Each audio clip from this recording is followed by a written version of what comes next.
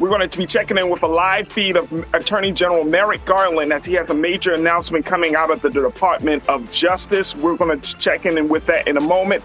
Plus, let's talk about Trump. Let's talk about the subpoena and so much more. So stay with us, folks. We got a lot to talk about here on The Culture, right here on the Black Star Network. Let's go.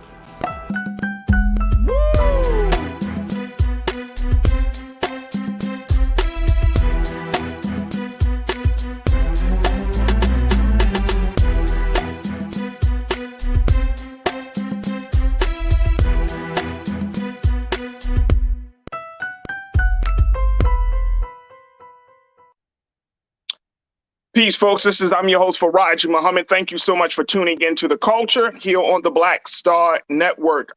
In a moment, we're going to be doing a live feed of Attorney General Merrick Garland, who is going to be taking the podium to talk about some of the latest developments in the Department of Justice. Some people are speculating that it might be surrounding the situation with former President Donald Trump. But in a few moments, we will be going to that live feed. Now, today on the show, we're going to talk about the former president's trials, as he's been dealing with a number of investigations, from everything relating to his business practices to withholding classified documents once he left the White House. Now, joining me today in a few moments will be my brother Michael Imhotep. Brother Michael Imhotep, you see him on Fridays on Roland Martin Unfiltered. He's been working in a lot of different capacities, but the big thing is that he is the host of the African History Show network. He's also been doing some work in teaching, and he is an historian. So he's going to give us some context, some insight about what we're seeing from everything from history to culture today. So let's jump right into that live feed. And then, folks, we will have the conversations. Make sure you join us right now on all of our streaming platforms, blackstarnetwork.com, as well as YouTube and Facebook. And also, you can certainly follow me at The Real Farajii to continue the conversation even offline. All right, let's jump into this live feed. I have made clear that the Department of Justice will speak through its court filings and its work.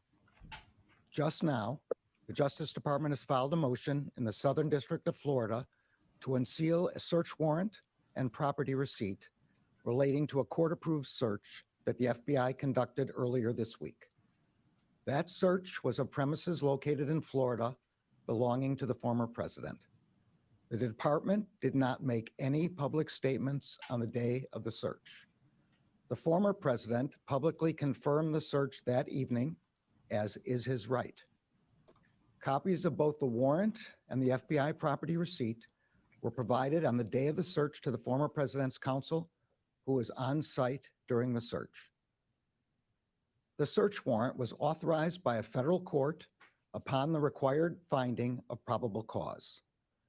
The property receipt is a document that federal law requires law enforcement agents to leave with the property owner.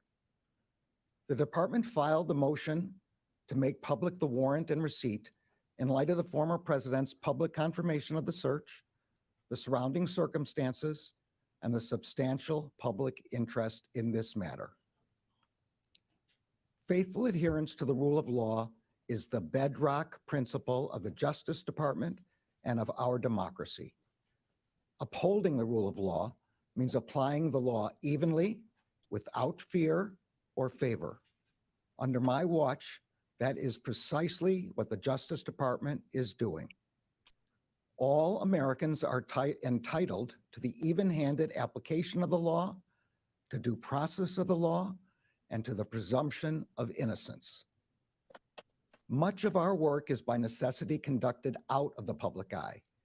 We do that to protect the constitutional rights of all Americans and to protect the integrity of our investigations. Federal law, long-standing department rules, and our ethical obligations prevent me from providing further details as to the basis of the search at this time. There are, however, certain points I want you to know. First, I personally approved the decision to seek a search warrant in this matter. Second, the department does not take such a decision lightly. Where possible, it is standard practice to seek less intrusive means as an alternative to a search and to narrowly scope any search that is undertaken. Third, let me address recent unfounded attacks on the professionalism of the FBI and Justice Department agents and prosecutors. I will not stand by silently when their integrity is unfairly attacked. The men and women of the FBI and the Justice Department are dedicated, patriotic public servants.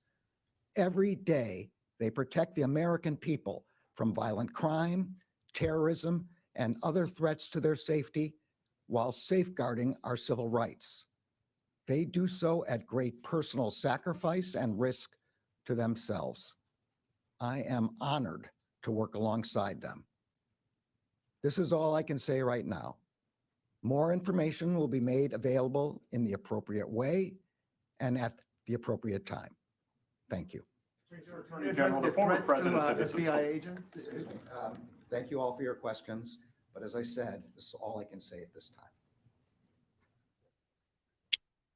Folks, that was Attorney General Merrick Garland giving us an update on what has transpired around the situation, a number of concerns and issues with former President Donald Trump relating to the retrieval of classified documents that the president took out of the White House once he was voted out of office. Now, the thing is, we've been talking about this FBI raid. And as you can hear the Attorney General mention, they have filed a motion to unseal the search warrant, right? And the property seized since President Trump has confirmed the search took place.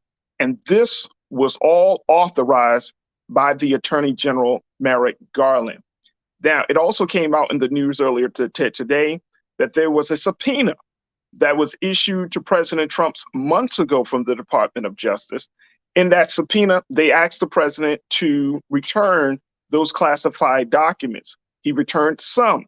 However, he still withheld some other documents that was highly classified and that served as a real threat to the issue of national security. So that's why the Department of Justice has decided to move forward in getting the FBI to retrieve those documents.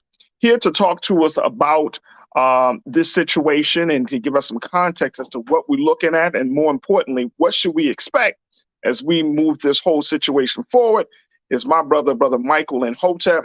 Brother Michael has been doing the great work of using his platform as he is the host of the African History Show Network.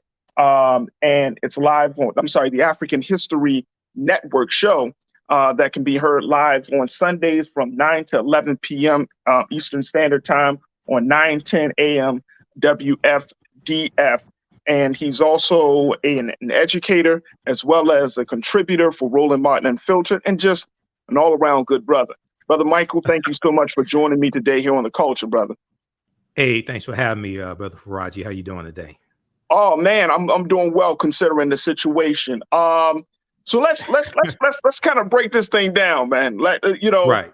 Because there are so many conversations, brother Michael, about, is this the nail in the coffin of Trump? Is this the beginning of the end for the former president? Now, you and I, we've been on Brother Roland's show. We've talked about Trump many times. Sure. But this whole situation feels a lot different. You know what I mean? Absolutely.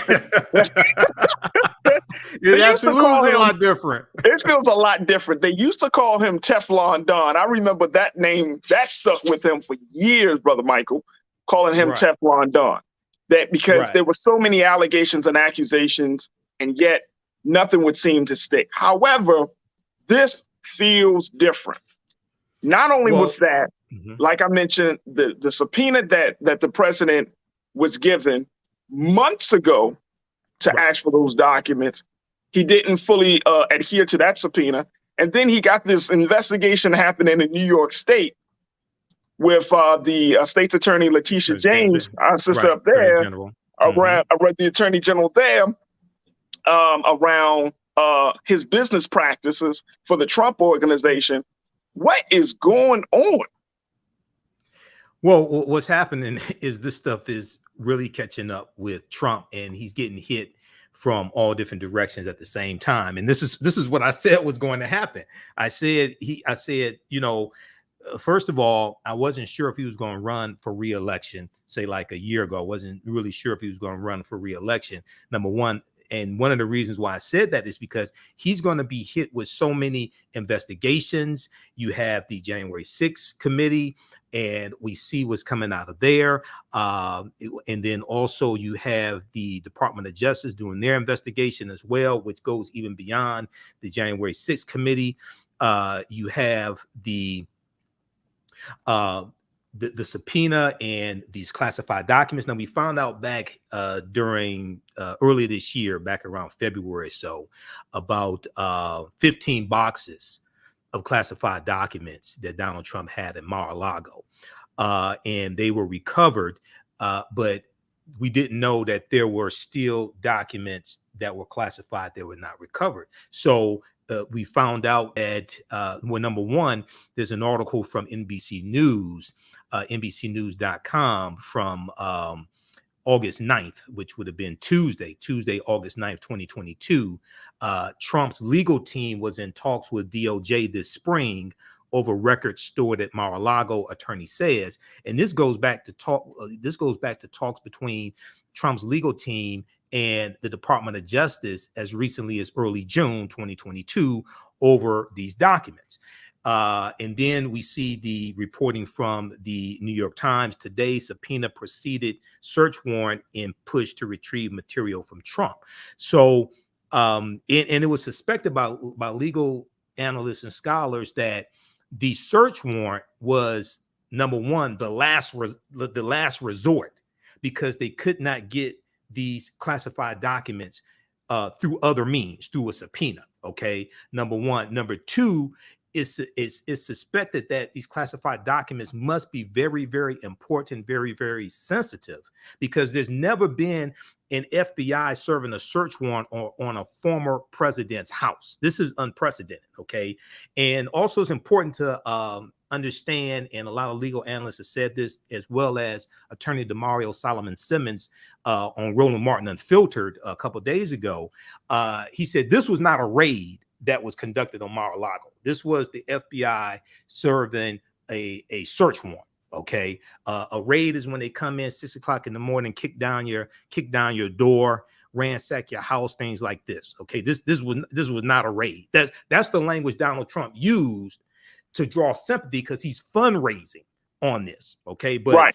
Yeah, but there's a lot more that's going to be coming, because this, as far as we know right now, this search warrant is not connected to the January 6, 2021 insurrection. As far as we know right now, there's still going to be more coming from the DOJ dealing with the January 6 investigation as well. So it's a whole lot coming. We're going to have some very busy news cycles coming. Hey, look, hey, brother Michael, here's the crazy thing about this situation. Like, it's all coming now. Mm-hmm. You know what I'm saying? It's like, hitting it's at the same time. It's same time, bro. Like, and when you look at how the former president moves, right? Like, he can handle one at a time. You know, I mean, let me tell you, he must be spending, money over money in lawyers to handle all of the investigation. And these aren't just like petty beefs. This is like the federal government. The Republican National Committee is paying his legal fees. He got them to pay his legal fees. So they're paying his legal fees. And, once again, he's strong-arming them. But I think a lot of this is going to implode. So there was a poll taken, I think it was June of this year, where about 50% of Republicans did not want Trump to run for re-election. They're looking at other people like Ron DeSantis, I remember reading Florida, that. Yeah. Yes, sir. Things like this. And then when you have a search warrant like this from the FBI, this is totally unprecedented. Okay, and you're going to have more coming out from the January 6th committee. I don't think I don't think it's going to be more Republicans who want Trump to run now. Right, I think this is right. I think this is going to be really negative, especially with him railing against the FBI. Okay, this is supposed to be the party of law and order. Okay, they back the blue until the coup. They back the blue until the coup. So you can't be the party of law and order. Then you're coming out against the FBI. But then this morning on Morning Joe, if you can get this clip, if Roland can get this clip, man, play this on your show. This morning on Morning Joe, they showed a montage of commentary from Fox News from when you had the Hillary Clinton email scandal. And all these people on Fox News, were saying that the FBI needs to investigate, they need to do search warrants, all this, that they were calling for the FBI to go after Hillary Clinton. Okay. Let me add to that. Yep. The big piece that was circulating on Twitter was Mike Pence's Twitter tweet where he praised the FBI. Right. And he tagged real Donald Trump at that time. He tagged them and said, "We thank the FBI, we commend the FBI for looking into this situation." He praised the institution. Right. Now you're talking about you're deeply concerned. This is crazy. And the FBI director was nominated by Donald Trump, Christopher Wray. The FBI director was nominated by Donald Trump. Okay, so now you have these commentators on Coup Plotter TV. You have them now railing against the FBI after he did not turn over all the classified documents. And it's important for people to understand the 1978 Presidential Records Act. Okay, all those documents, even if Trump declassified them before he left the office, they don't belong to him. They belong to the public. He cannot keep those documents. He has to turn them over so they can be properly preserved. So even if he declassified all the documents, which would be problematic, because there's supposed to be a process as you go through to determine. You're supposed to get like some advice on whether you should declassify this or not. Okay, but even if he did declassify all the documents, they don't belong to him. He can't keep them. So he's still in violation of the Presidential Records Act of 1978. Hey, and Brother Michael, what do you make of, and there are a couple of things that you pointed out that that was along the same lines of some things that I pointed out in my show yesterday. But what do you make of Republicans rallying around this president, this man who is such a liability to the party, right? Who is so destructive and really is so antithetical to their interests, in the long term? How they're rallying around this. What do you make of? Because I think I think it's insanity. At this point, there has to be some conversation with the RNC, with some of these leading Republican leadership, and saying, look, this guy is an anchor. He is going to, rather not the anchor. Let me say this: he's the iceberg for this ship. He is going to take us down. Right. Well, what do you make of that, bro? Well, this is how corrupt many of them have become, and how afraid they are of Donald Trump and his thugs, the 3%ers and the Proud Boys and things like this. These domestic terrorists. They're afraid of those people. They're afraid of being attacked on social media. They're afraid, those who are elected officials are afraid of being primaried. And the other thing is that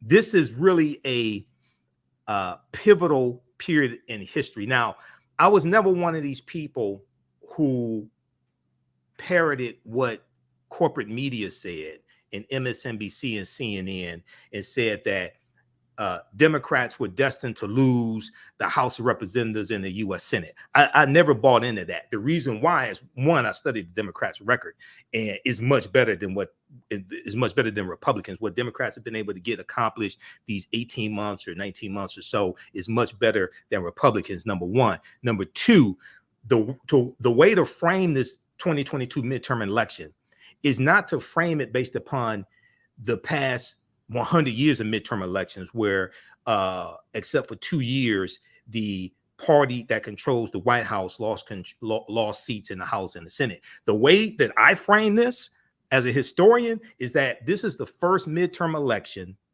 after an insurrection since the 1866 midterm elections, the year after the Civil War ended. That's the way we need to frame this, because this is what's happened. This is the first time in history that you've ever had a midterm election after a sitting president incited an insurrection to overthrow the government and stay in power. That's never happened before. So the way we need to frame this is not your grandfather's midterm election. This is the first midterm election after an insurrection since the 1866 midterm election after the Civil War. Okay, that's how we need to frame this. And at the top of the ticket is saving the democracy, because when you study, there was an article from Axios.com, by Jonathan Swan, and it deals with a radical change, and it deals with Schedule F, and the Schedule F classification, and it deals with the plot of Trump and his cronies, if he takes back control of the White House, is to change the classification of a lot of civil servants so that it makes it easy for him to fire them and replace them with Trump loyalists. You're talking about a rolling coup of the federal government. We haven't seen something like this before. So at the top of the ticket is saving the democracy and making sure that our votes count, our votes are enforced, things like this. Then you have women's reproductive rights, you have voting rights, you have criminal justice reform, you have economic issues, climate change, all things like this. But inflation is not at the top of the ticket. Inflation is cyclical, one. Two, inflation is taking place globally. Okay? Right. Saving and Brother Michael, yeah, go ahead. And you know what? I'm so happy, brother, that first you're joining me for this big announcement and for this moment to give us some of this context, because I feel like you and I are on the same page in this regard, that there is something intrinsically and fundamentally disturbing. Yes. This and look, I've been trying to wrap my mind around it. I've been reading all these different op-eds and really, and I'm just saying, folks, and I said this before, over these past couple of days, the way that the GOP is moving, it is so against the very nature of the government that is often touted as the system that we all are a part of. It's antithetical to this form of government. Exactly. Antithetical. You can't read the U.S. Constitution, understand the Constitution, and then be a Trump supporter. Not like this. No, you may have voted for Trump in 2016, but you realize, oh no, because there's some Republicans that say, oh no, we can't have him again. But you can't be a diehard Trump supporter and embrace the U.S. Constitution. That means you don't understand what you read. Yeah, that means you don't understand what you read. Absolutely not. You got a guy who incited insurrection to hang the vice president because the vice president would not go along with not certifying electoral college votes, and the vice president does not have the authority based upon the Constitution to do this, and Trump is just making stuff up in the Constitution. I don't think he knows the difference between the Constitution and constipation, to be honest with you. I don't think he's ever read the Constitution. I don't think so either. And so this is what we're going to do. We're going to take a quick pause. When we come back, we're going to continue the conversation. Folks, post your thoughts on our streaming platforms, YouTube, on Facebook.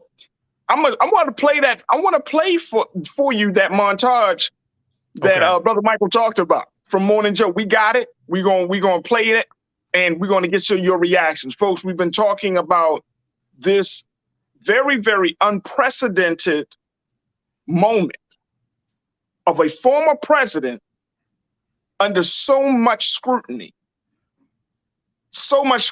and with the latest announcement coming from Attorney General Merrick Garland. What does that mean to unseal the documents, the search warrant, to have this whole situation go down? We got to talk about it. It's bigger.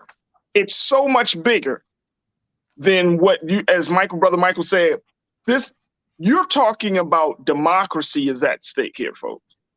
And at this moment, we have to figure out how we're going to navigate through this very, very uncertain space. Stay with us. More conversation, more of your thoughts, and a whole lot more as we come forward right here on The Culture on the Black Star Network.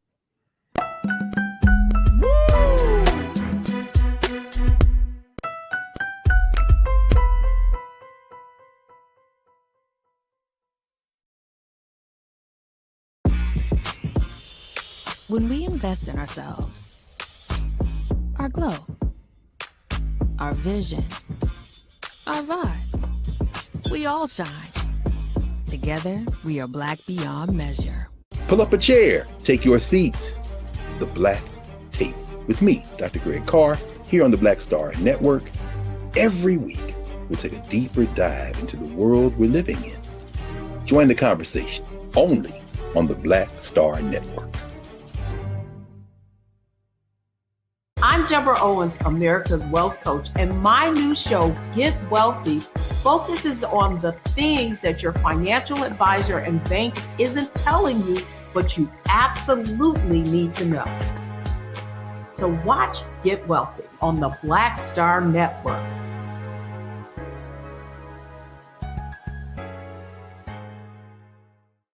When we invest in ourselves, we all shine. Together, we are Black beyond measure.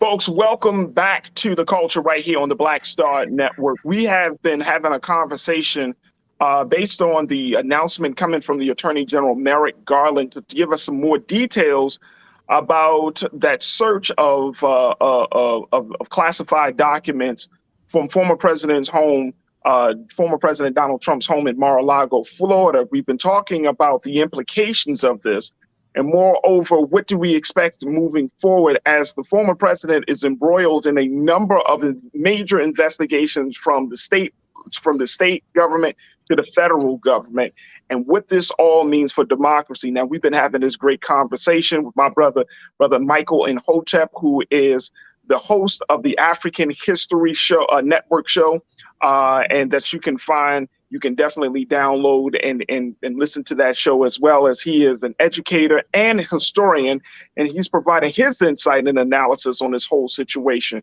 But we want to hear from you. I love having my thoughts, your thoughts coming in. So no conversation is complete without you. Make sure you post your comments in the streaming platforms of YouTube, Facebook, and a whole lot more. And of course, make sure you continue to download blackstarnetwork.com, because we want to continue to move this conversation forward as we're having big discussions like this right on Black-owned media. So make sure you check us out at blackstarnetwork.com. Brother Michael, I want to bring you back into this fold because I'm looking. And before we took the break, I'm here's what I'm seeing. The same thing that you're seeing, brother. I'm seeing the same thing that you're seeing. I'm seeing that this is bigger. Like you just said, look, inflation is not even at the top of the ticket. We are literally looking at a situation now. Given it, let me tell you, they got that act, the Inflation Act that had just the Inflation Reduction Act 2022. Yeah, right. Yeah. And that's going to tackle inflation long term. Even though in recent polls, inflation is number one, women's reproductive rights, abortion is number two. By the time you get to November, in midterm elections, I think women reproductive rights will be number one. Charlie, I'm not sure where saving the democracy was, but that's at the top. Saving the democracy is at the top of the ticket, whether it's one of the choices or not in the poll. Okay, this is what we have to understand. That's huge. Okay, because everything else flows from that. You destroy the Constitution. Okay, everything else is gone from there. Let's keep it real. You can't have a conversation if the document, the Constitution, and again, folks, I want to frame this in the best way, because as much as we're talking about this, because I know some of us, Brother Michael, we might be in a space where And you got to answer this right now. But I know some of Right. us are going to be in this space where they're like, well, man, I'm happy to see that the government is falling and doing boom, boom, boom. But we don't have an alternative at this moment. Not only that, it's going to fall right on us. It's going to fall on us. No, no, we need to transform what it is. It's going to fall right on us. See, people say that until the ceiling collapses on their head. Okay, no, you feel that one brick. You feel that brick. You feel that domestic terrorists. You look it up. You like. Wait a minute. Hold up. This falling on me too. Look, man. Look. Let me tell y'all something. Let me tell you something. When the government is falling, and as many people, and we got to keep this real, folks. So many Black people has put their hopes and aspirations into this system of things, this democratic system of things, right? And if we look at it, as much as there's only a small number of folks that is like, no, we need to change it. But a lot of Black folks, a lot of Latinos, a lot of poor whites, a lot of people have put their hopes into the system of things. And as a result of that. Right. So it's important to understand that it's important to understand that one, the federal government came to the aid of African Americans when we were being attacked by domestic terrorists during Reconstruction. Okay, see, it's important to understand that history. So you have the Ku Klux Klan Act of 1870. Well, actually go back to 1870. The U.S. Department of Justice was created in 1870 largely to protect and enforce the rights of African Americans and go after the domestic terrorists, go after the Klan and things like that in the South. This is why the U.S. Department of Justice was created. Now, the Office of Attorney General was created about 1789, but the U.S. Department of Justice, and there's an article I just talked about this. I did a broadcast on my show Sunday. I just talked about this on my show Sunday. There's an article from SmithsonianMag.com, the Smithsonian Institute, and it deals with the first Attorney General, the first Attorney General under the Department of Justice, Amos T. Ackerman, 1870. And then how he was going after the domestic terrorists. And then 1871, the U.S. Congress passes the third of what's known as the Enforcement Acts. This was known as the Ku Klux Klan Act of 1871. And it gave the president the authority to impose martial law in counties and things like this, where African Americans and elected officials, white Republicans who were allies of African American Republicans, were being attacked. So in 1871, President Ulysses S. Grant imposes martial law in 9 counties in South Carolina to crack down on the Ku Klux Klan. Okay, you look at intervention when you have different massacres take place in this country during Reconstruction. But then 1875, when you have the Clinton, Mississippi riot of 1875, Ulysses S. Grant employs his non-intervention policy because Republicans in the federal government got tired of intervening and helping African Americans in the South when it came to these domestic terrorists attacking us. Okay. And so you had a declining, one of the reasons why Reconstruction ends, yes, there was political violence that took place, Clinton, Mississippi massacre, Colfax massacre, things like this.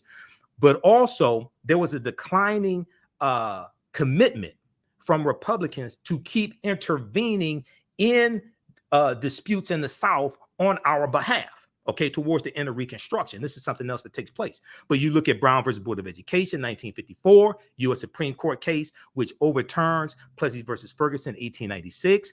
You look at the Montgomery bus boycott, which lasts 381 days. What ended segregation on the bus in Montgomery, Alabama was not the Montgomery bus boycott, even though it was needed. It was the lawsuit of Browder versus Gale, filed February 1st, 1956 by attorney Fred Gray, which goes all the way to the U.S. Supreme Court. And the U.S. Supreme Court rules that segregation on the buses in Montgomery, Alabama is unconstitutional. This is what ends the Montgomery bus boycott. So what Brown versus Board of Education showed us is that we could go to the federal government to try to get some type of justice because we couldn't get it at the local level. We couldn't get it at the state level. Okay, so even if you go back and look at the U.S. Bureau of Freedmen, Refugees, and Abandoned Lands, was known as the Freedmen's Bureau, right? They weren't just helping former slaves, they were helping poor, destitute white people after the Civil War ends as well. Because there was a lot of poor, destitute white people because the Civil War largely destroyed the South. Okay, so there's a history of us having to go to the federal government for some type of help. Okay, there's a history of that. So what we have to, yes, we have to deal with self-defense, and that's important. And that was a part of the civil rights movement that does not get talked about. Roland Martin interviewed Professor Charles E. Cobb Jr. when he had his show News One Now with Roland Martin, and Professor Charles E. Cobb Jr. was a field secretary for SNCC, Student Nonviolent Coordinating Committee, for 5 years in rural Mississippi. And he wrote a book called This Nonviolent Stuff Will Get You Killed, How Guns Made the Civil Rights Movement Possible. And it's all about the history of how it was African-Americans who were in the South, who were armed, who owned guns, who were protecting the civil rights workers from the domestic terrorists and the Klan and things like this, because we couldn't rely on the sheriffs and the police to protect us when we are engaged in nonviolent direct action. Okay, so we have to understand both of those. We have to understand exercising our Second Amendment rights, because the Second Amendment does apply to us as well, and protecting ourselves, but also understand we have to transform the federal government. And I encourage African Americans need to be applied to the Department of Justice. The Department of Justice was created to help protect our rights. We have to understand that history. Yeah, that's an excellent point. And I'm glad that you brought that historical context, because it goes in line with, I think, with where we are right now. Until we get something of our own, a separate government established, we are going to have to confront the truth, whether we're going to radically reform, radically change this situation, right? Whether it's from the inside out, outside in, or if we say we're going to move on from this whole thing, then we want to have to start building. Like at this point, folks, and let me just say this, and then we're going to get to some of your thoughts. At this point, the writing is on the wall. This country is going through a major transformational change. Right. Yeah, the writing is on the wall. Democracy is changing, and it speaks volumes about where we are. All right, let me just do this. Let's post. I want to show people that montage you talked about, Brother Michael, from Morning Joe. Take a look at this as now again, folks, keep this in mind. The Republicans that have talked bad about the Department of Justice, talk bad about the FBI, talk bad about these institutions, but they were just praising them like yesterday. Check this out.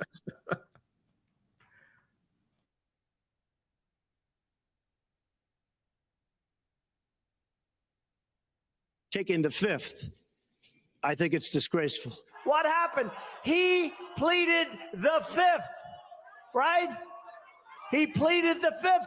Fifth Amendment. Bob. Fifth Amendment, Fifth Amendment, Fifth Amendment. Horrible. Horrible. The mob takes the fifth. If you're innocent, why are you taking the Fifth Amendment? You sit there, Meek, and you listen to him, and he goes, Fifth Amendment. If you're innocent, why are you taking the Fifth Amendment? Right. Well, he's not innocent. That's the thing. He knows it, because he knows that what he says in a civil trial can also be used in a criminal trial.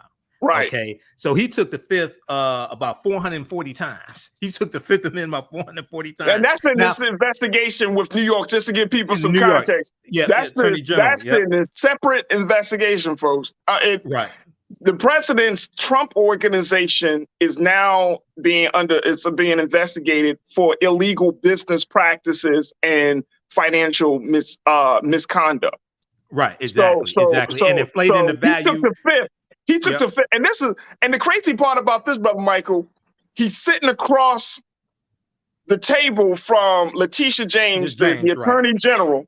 Right. He says same answer. Literally, he uses the term same answer 440 times. And he calls her a racist. This is how you know Trump is scared. Trump is scared. Wait, hold up. But you're running for the office of the highest office in the land, where you would have to represent. Mm-hmm. And you would have to be the ambassador and the advocate of the institution that you hate. Well, and also he hasn't announced formally that he's going to run again also. But if he does, but here's the other thing. You're going to have a lot of Republicans who, if he does announce he's going to run again, you have a lot of Republicans that say, okay, show us your taxes. And he's going to say, I'm under audit. They're going to say, wait a second, you said you were under audit in 2015. They say, you've been under audit 7-8 years? They say, what type of criminal enterprise are you running? You still under audit? Okay. So, and even if you're under audit, there's nothing saying, the IRS has already said, if you're under audit, you can still release your taxes. Okay. So he tries that again. You're going to have a lot of Republicans who are going to come out and say, wait, hold on. You said that in 2015 and you didn't release it. You didn't release your taxes. So you've been under audit 7-8 years. Okay. Yeah. That's going to be another problem for him as well. That's a great point. And and he's going to say that. Oh, he's going to say that. I already know what Trump is going to say before he says it. But this time around, somebody's going to leak his taxes. Somebody. Let me tell you something. And look, let me tell you something. The one person that I haven't heard from yet that I was expecting to hear from is the governor of Florida, Ron DeSantis. And here's my theory. Here's my theory. Mm-hmm. Ron DeSantis is being primed in position to be the golden boy of the GOP conservative movement of the GOP. He's being seen as, hey, you're the viable candidate. Right. He don't want to get his hands involved in this situation, especially the way he moves with no limits and boundaries down in Florida. He don't want the federal government looking at him for any of the stuff he's doing in Florida. So he's being very quiet. Well, not only that, he doesn't want I think if Trump is severely harmed by these investigations, that helps Ron DeSantis. Because here's the thing. If Trump is severely harmed by these investigations, he may still run for president, but it's possible he doesn't get the nomination because he's so crippled by these investigations. And guess what's going to happen, brother Michael? Here's what I think is going to happen, brother. Mm-hmm. He's going to slam the party that he represents. Right. Well, he'll slam the party. You got people like Mitch McConnell that want him to go away. Mitch McConnell is not a Trump fan. You have people like Liz Cheney, things like this. You still have Republicans. You got people like Mitt Romney. You still have Republicans who are not Trump acolytes, who don't want Trump to run again. Okay, so all that is going to come together at one time, I think. But what's important for African Americans to do, and you talked about having our own nation. Okay, if we can control a city of 200,000, 300,000, 400,000 and run the school system, control city hall, own the grocery stores and gas stations, if we can't run a city, then we're going to have a problem running the nation. See, Dr. John Henry Clark used to say, don't come to me talking that nationhood stuff until you have acquired the skills that it takes to run and manage and maintain a nation. You have to understand how economies work. You have to understand infrastructure, manufacturing, oceanography, things like that. You have to acquire the skills that are needed to run and maintain a nation. Okay. Exactly. So I always hear, people saying we need to separate and things like that. Most of them are still here, haven't gone anywhere. So I'm still trying to figure that one out. But we have to acquire the skills needed to run a nation. That's it. If we can't control the school system, you're not going to be able to control a nation. No, sir. We have to prime. So we need to focus on controlling the cities and the city governments where we live. Hey, that's one of my top. That is one of my top sentiments for the conversation about nationhood. I'm all for nationhood. I'm all for changing the government, but you got to put qualified people in there. You got to put people. You have to study political science. I'm literally just saying that, bro. Thinking of that. Absolutely, you really do have to have political science, like these young brilliant minds that are coming out from HBCUs and PWIs, who want to serve our people, who want to see a better form of governance, right, in America, who want to do the right thing, start to cultivate them. And this is years in the making. And you know this history, Brother Michael, 50 years, and I've been talking about this. But when we had that great political convention in 1972 in Gary, Indiana, that is the beginning. That was the beginning of a situation where, you know, we've produced some of the great political leaders like a Jesse Jackson or Al Sharpton or Mary Baraka. But when we're talking about, there is no formidable pipeline of political leadership, Black political leadership, that when you come out of college, we're going to bring you through this pipeline. We bring you through maybe a nonprofit, or we bring you through a civil rights organization, and then you bring your skills and you understand. We'll put you in in an economic space, or we'll put you in the school system, learn how to run these systems, right? And then prime you, as you said, prime you to run cities, to run states, prime getting you ready to understand it. There's no pipeline for that. And look, leadership is not developed in a vacuum. Right. It has to go through a pipeline. It has to be cultivated. And I think that is one of the key things that we have been missing from this whole process. I want to make sure we get to our watchers. And folks, thank y'all for checking in. So many of new watchers, and I am very, very happy and welcome you to the culture here and to the culture, our online culture crew. Let's go to Me First. Me First, you posted this. People don't realize these records were actually stolen and not legally taken. Right. Exactly. The president can't take those with him. The Presidential Records Act of 1978 was instituted after Richard Nixon resigned from office, and the feds executed the search warrant on Mar-a-Lago on the anniversary of Richard Nixon announcing he was leaving the White House as well. Okay, so that's a coincidence. But those records do not belong to the president. Even if he declassified them, they belong to the American people. And if they're not declassified, they're sensitive records. So he does not own them at all. So he can't take them with him. Absolutely. Not at all.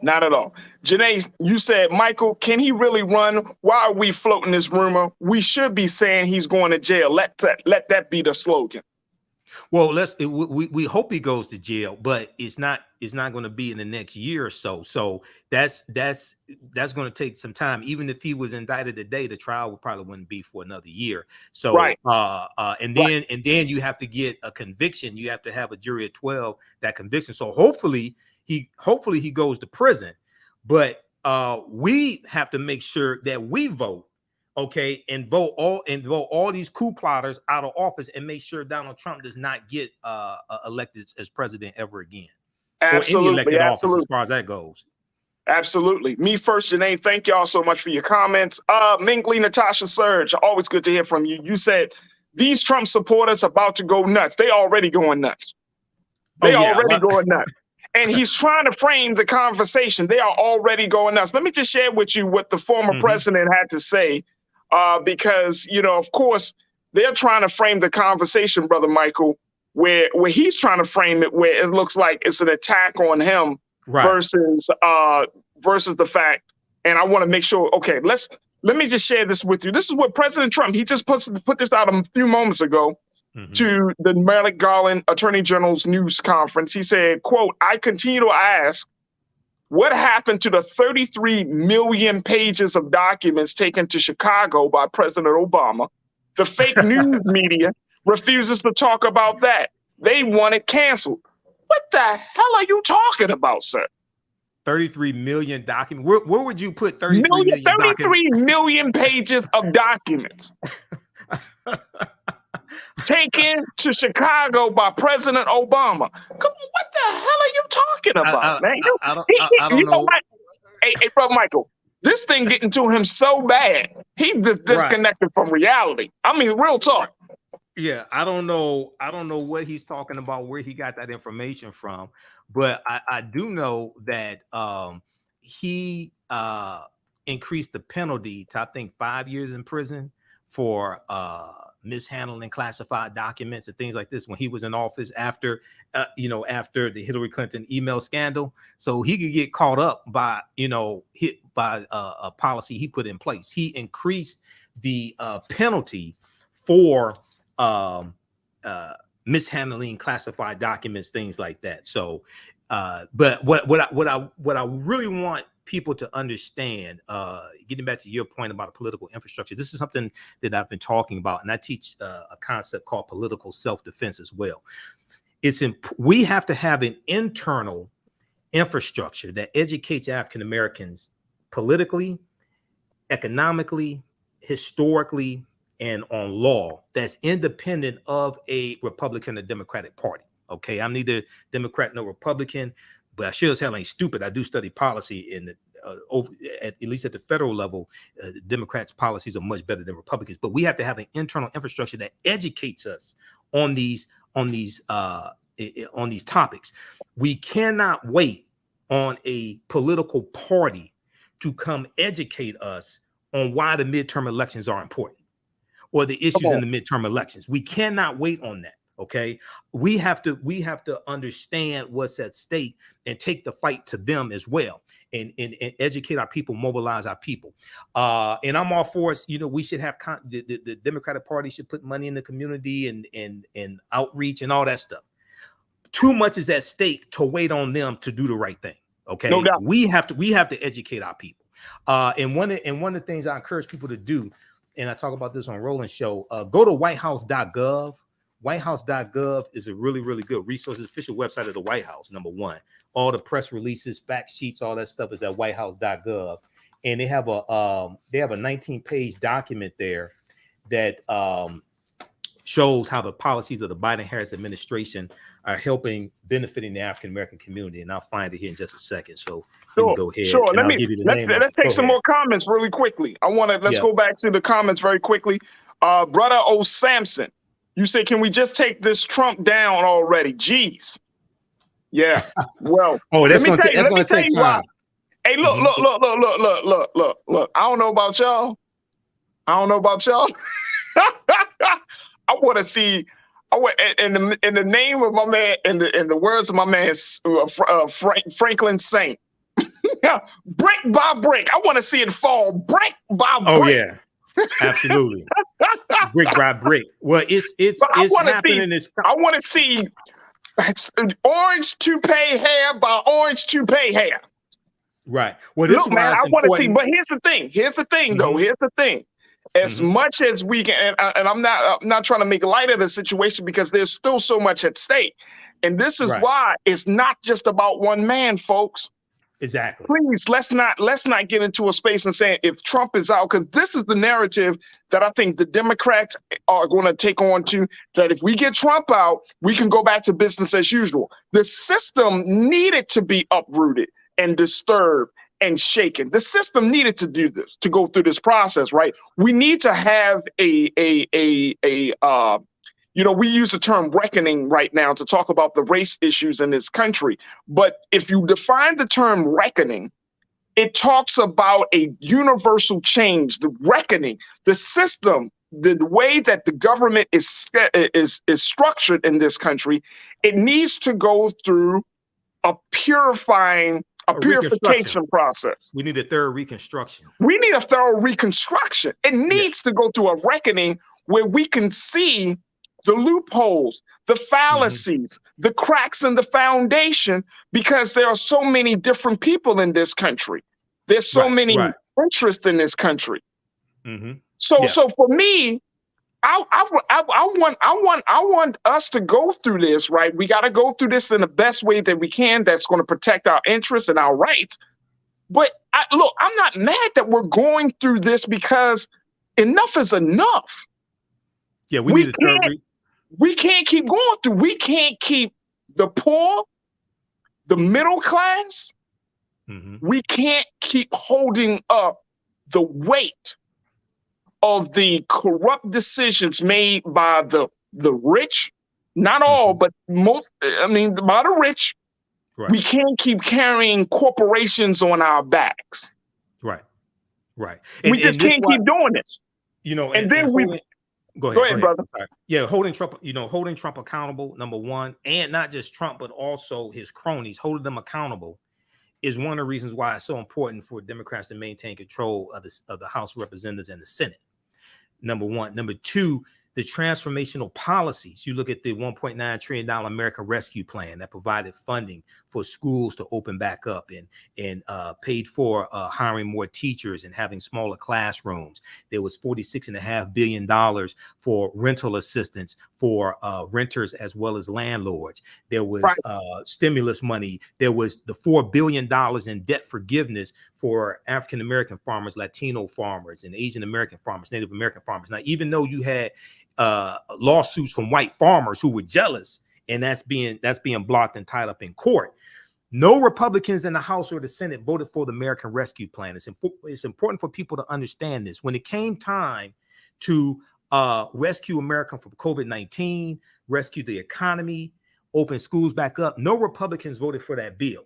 Okay. Also, no Republicans in the House voted for the George Floyd Justice and Policing Act, which passed the House of Representatives in August. It passed the House of Representatives, I think it was March of 2021 by a vote of 220 to 212. And it was blocked in the Senate by a Black Republican, Senator Tim Scott, who lied about what the sticking point was. Okay. So if you read the document at whitehouse.gov, the Biden-Harris administration advances equity and opportunity for Black people and communities across the country. And I posted the link here. Maybe when we come back from the break, they can pull it up so people can see that. This is a 19-page document. If you read this, this shows you directly how these policies are helping African Americans. Most of the stuff you won't see on MSNBC or CNN. Look, we got to take a quick pause. When we move forward, folks, let's continue this conversation. There's so many people and so many dynamics to this thing. Even though we've been talking about President Trump and his issues and the many investigations around him, this just shines a spotlight on where we are in this country. It shines a spotlight on leadership. It shines a spotlight on systemic inequities and inequalities. It shines a spotlight on this idea of what it means to have a true democracy and so much more. Keep your comments coming. We're going to get back to that. And we're going to certainly get back to the brilliance and scholarship of our brother Michael Imhotep. Stay with us. This all happening on The Culture right here on the Black Star Network.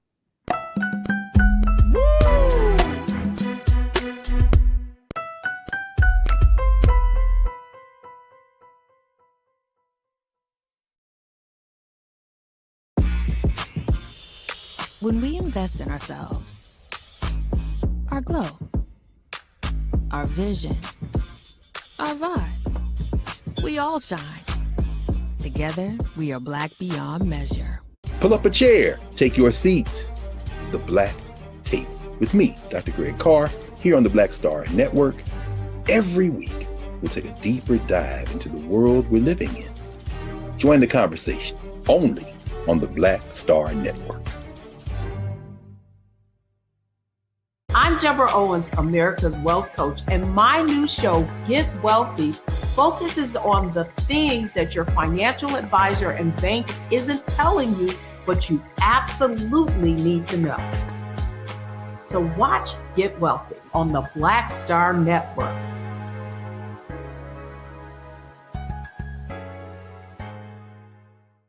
Hi, I'm Dr. Jackie Hood Martin, and I have a question for you. Ever feel as if your life is teetering and the weight and pressure of the world is consistently on your shoulders? Well, let me tell you, living a balanced life isn't easy. Join me each Tuesday on Black Star Network for A Balanced Life with Dr. Jackie. We'll laugh together, cry together, pull ourselves together, and cheer each other on. So join me for new shows each Tuesday on Black Star Network, A Balanced Life with Dr. Jackie.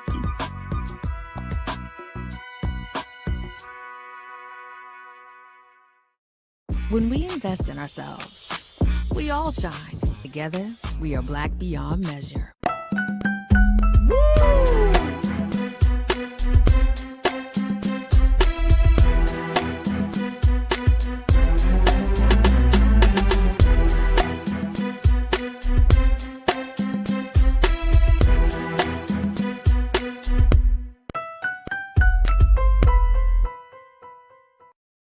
All right, folks, welcome to the second hour of The Culture right here on the Black Star Network. Thank you so much for checking us out and tuning in to the very, very lively and I would say historically rooted conversation that we're having right now to talk about some of the big developments in the investigation of former President Donald Trump and his taking of classified documents and the retrieval of those documents coming from the Department of Justice and the FBI.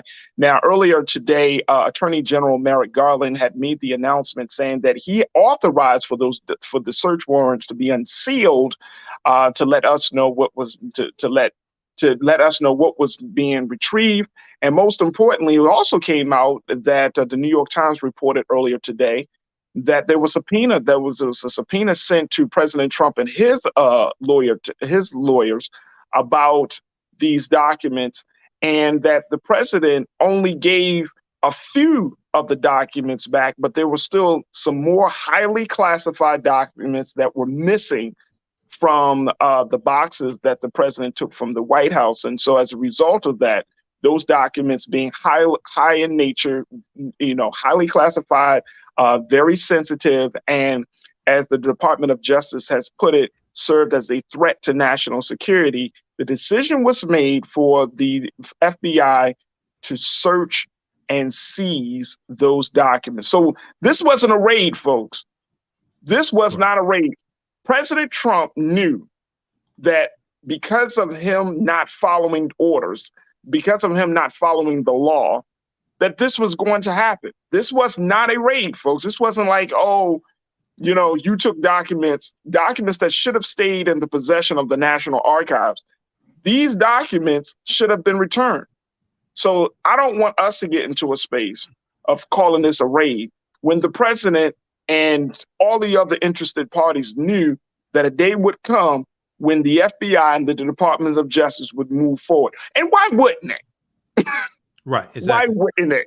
Considering this is the protocol for any president. Every single president that has sat in the White House understood that the documents that were used in handling White House business and White House affairs and national security affairs stay within the White House, stay within the National Archives.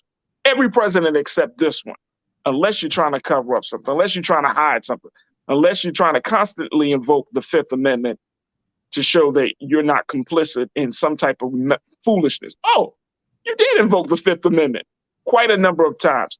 That's another investigation. We've been having this conversation with Brother Michael Imhotep. Brother Michael, who is a scholar, an educator, a historian, and he's doing a dynamic job on making sure that we stay up to date on everything what's happening in this moment as we look at history on the African History Network. You can check him out on his website at africanhistorynetwork.com. Brother Michael, again, we thank you so much, dear brother, for taking time out for being on this. There's so many different elements of this conversation.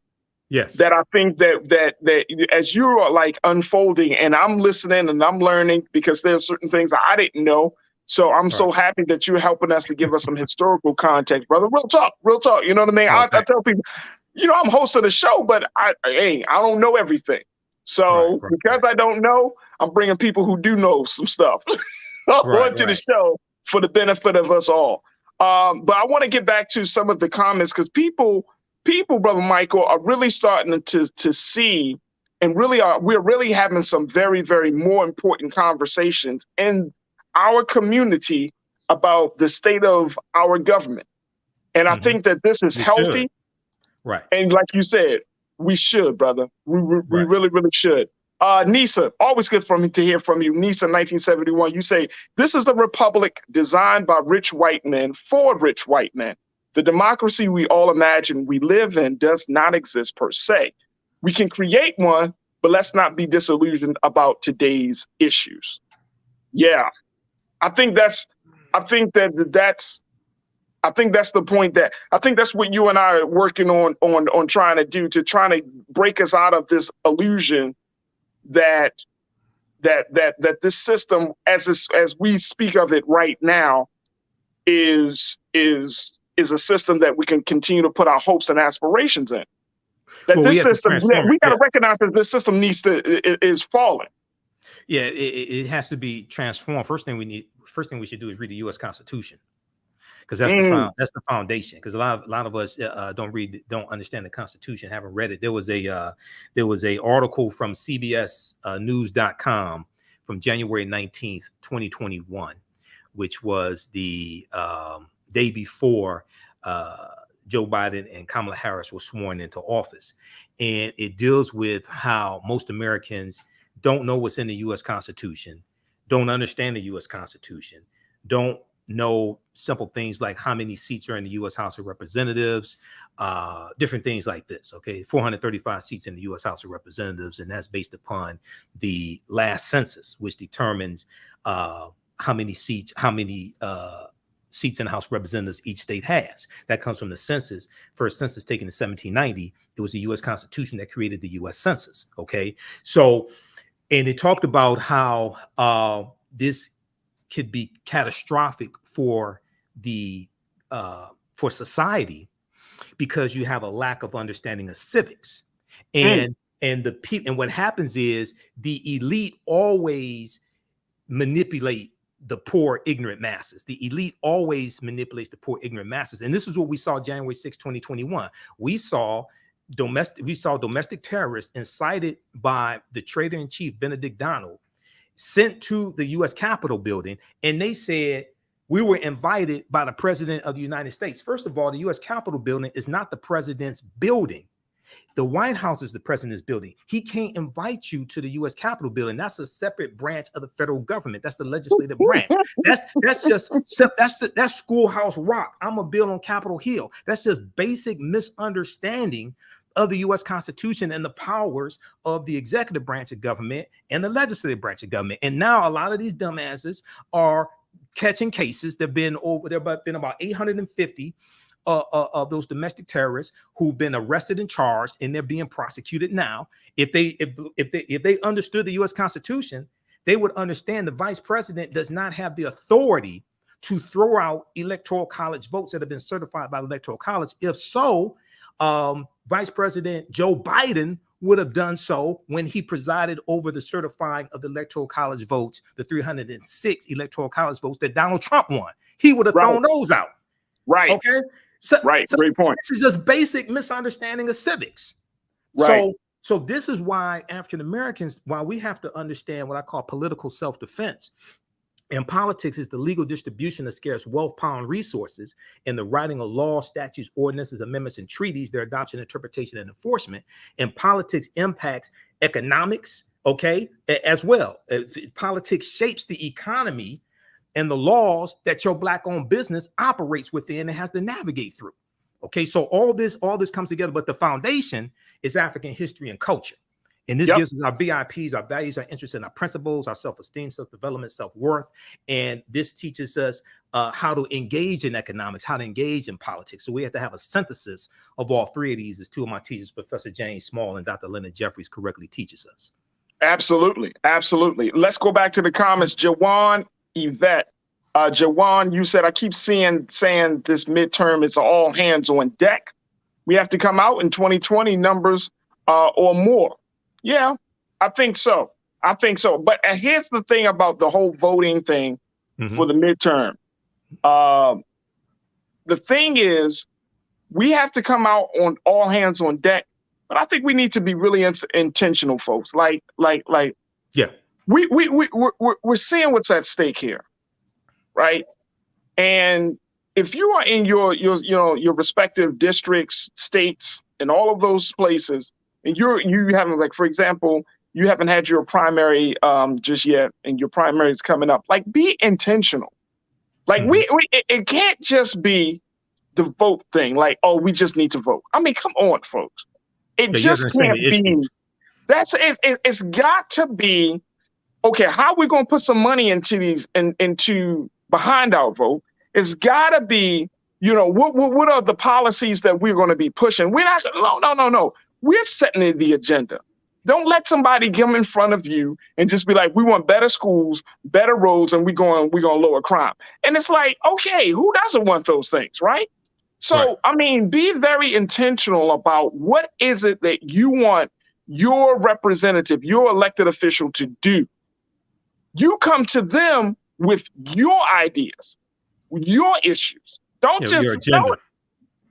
I mean, it becomes sad because we're going to keep going down this vicious circle of like, all right, so let's vote somebody else in, and then if they mess up, they screw up, and we're like, okay, we just vote somebody. Like, come on, man. Like, the system is going through, as you mentioned, Brother Michael, has to be transformed. This system is going through a transformational change, and we're still using antiquated, outdated tools to bring Right. about that change. Right. Now, the system is already changing. Yeah, But this you is know, why. it's like you. Go ahead, brother.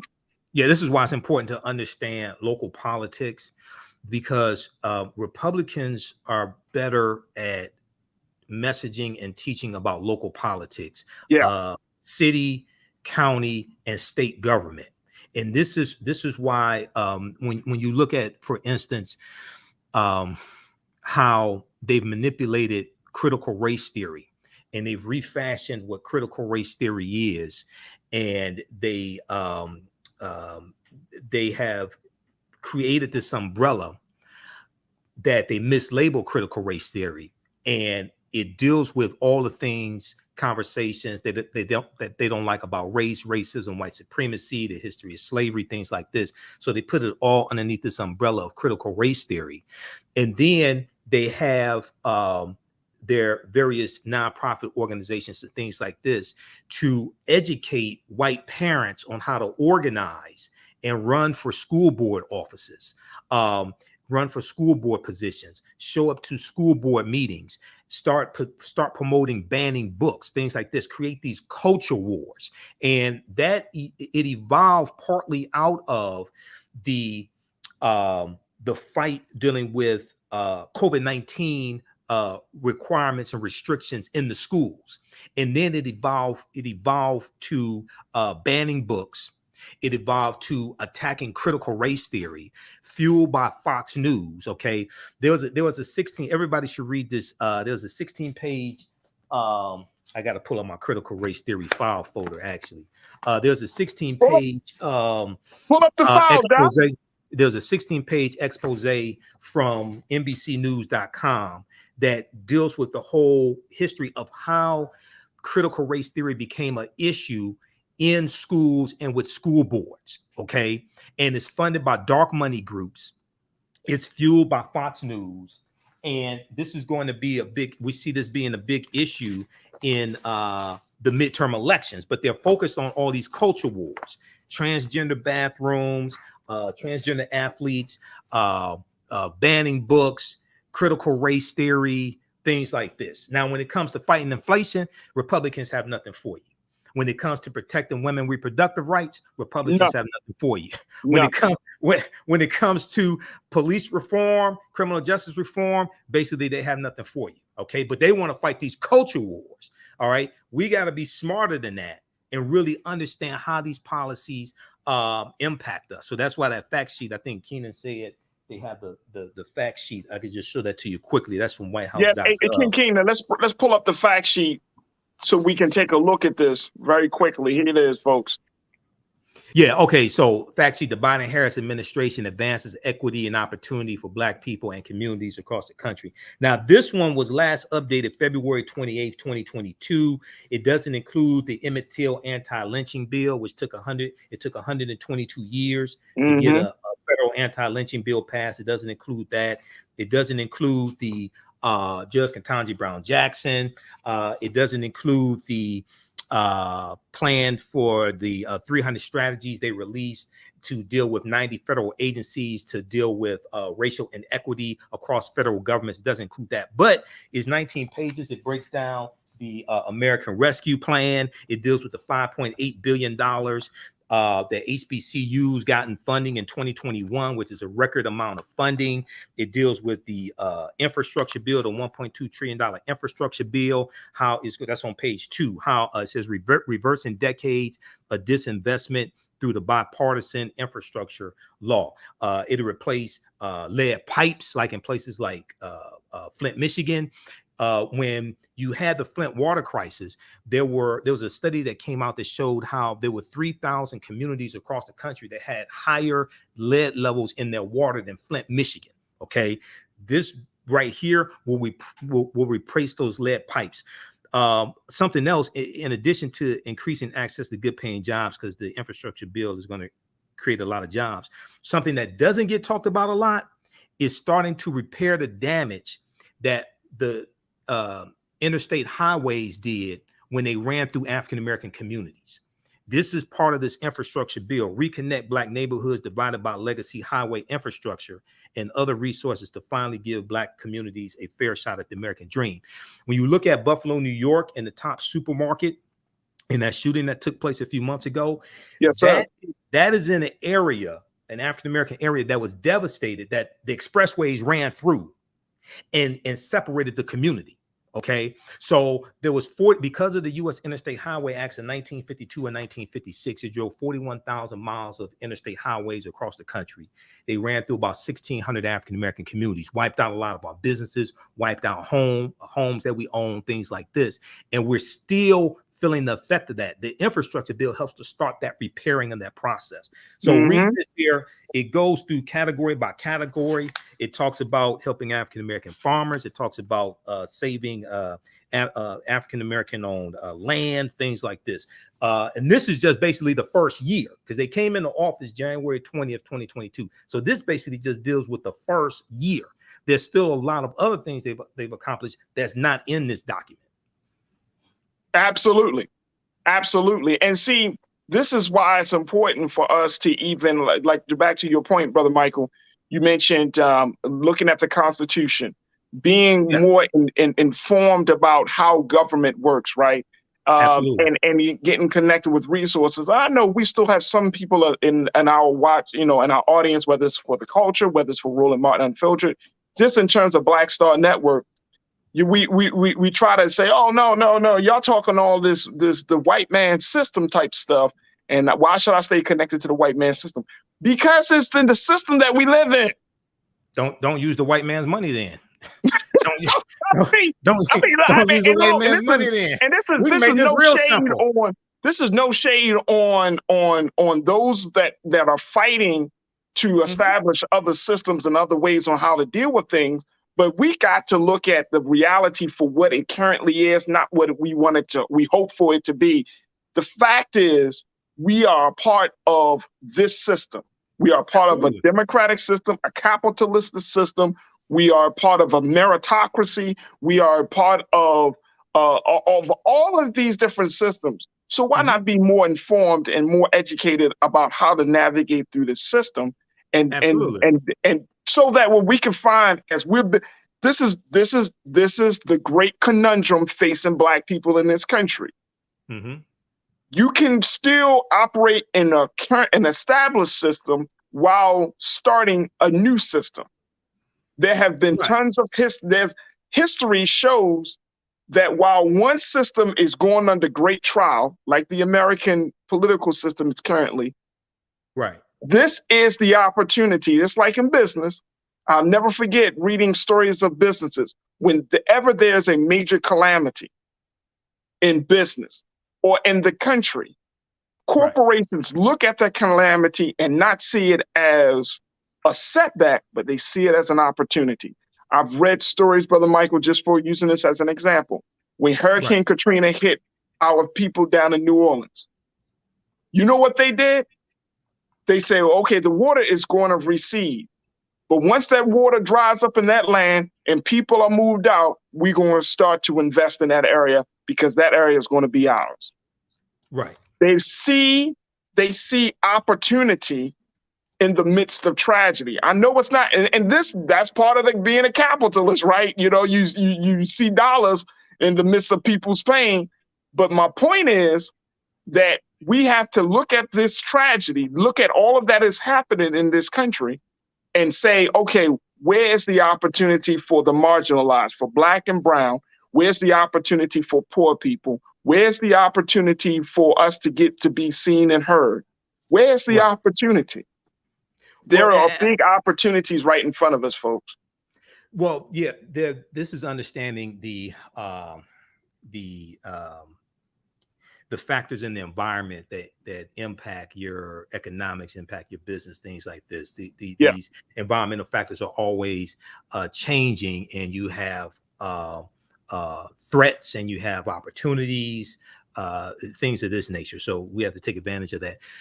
When it comes to economic empowerment, and my degrees in business administration with a major in marketing from Wayne State University, I taught entrepreneurship for 7 years. When it comes to economic empowerment, we have a deep, rich history of the co-ops, the cooperative economics, whether it's the Colored Merchants Association, created about 1928, which consisted of about 400 African-American owned grocery stores across the country, whether it's the Colored Farmers Union, created about 1886 in Texas, grew to 1.2 million members. If you read Dr. Jessica Gordon Nimhard's book, Collective Courage by Dr. Jessica Gordon Nimhard, it deals with a history of African-American cooperative economics. And these were principles we brought with us from Africa, the co-ops where you have the members who are also owners of the cooperative, and how the people work together, pull their resources together with the various types of businesses. You had mutual aid societies like the Free African Society of 1787, Richard Allen and Absalom Jones. And this was a mutual aid society that helped poor people. It helped raise money for health care. It helped raise money to bury people. We had cooperatives during slavery that we used to raise money to buy people out of slavery. Okay, so we have a deep, rich history of cooperative economics. So we have to understand that history and utilize a lot of that today. There's a resurgence of cooperatives like Black Food Security Network here in Detroit, and they have a grocery store that they're building. As well. It's going to be a cooperative grocery store. There's a resurgence of that. But what happened throughout history is that we bought into white capitalism, and then we thought that cooperatives were something that white hippies did or something that white millennials did. But we created the concept of cooperatives. We don't understand this. One of the most popular type of cooperatives is a credit union, which is different than a bank, because the people that have accounts with the credit unions are members, they're part owners of the credit union as well. So we have to tap into that history. That's where our strength is with the cooperatives when it comes to economics. Folks, I want to take a couple of more, just get a couple of more of your thoughts as people have checked in. So much that needs to be that can be taken from this moment right now, folks. And that's why we're having such a big conversation about it, because it speaks to where we are in this country. And let's share this. I don't know, King Keenan, Lise, if we can post a tweet from Ron DeSantis, the governor of Florida. I just said it. I was like, yo, the governor of Florida, mad quiet, son. Well, he posted a tweet. We got that? All right. Check this out. The governor of Florida said, the raid of Mar-a-Lago is another escalation in the weaponization of federal agencies against the regime's political opponents.